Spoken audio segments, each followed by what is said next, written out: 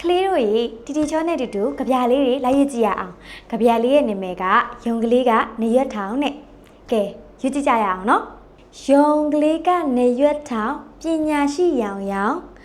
ကြောင်ကလေးကလက်သေးဝက်ချောင်းလိုက်ရတဲ့ကြွက်ရွှေစည်းကွက်ရဲ့အိမ်တွေဘရင်ကြီးလိုနေမိုးလေဝသဘေးရင်ဟောတောက်တက်ကိုလူချော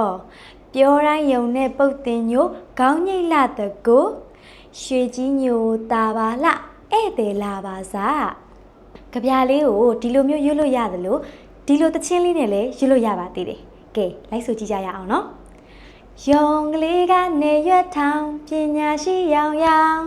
ကြောင်ကလေးကလက်သေးဝဲချောင်းလိုက်ရတဲ့ကြွက်ရွှေစည်းကွက်ရဲ့အိမ်တွေဘရင်ကြီးလိုနေမိုးလေဝသဘေးရင်ဟောတောက်တက်ကိုလူချောပြောတိုင်းယုံနဲ့ပေါက်တင်ညိုကောင်းကြီးလာတကိုရွှေကြီးညိုတာပါလားဧည့်သည်လာပါစား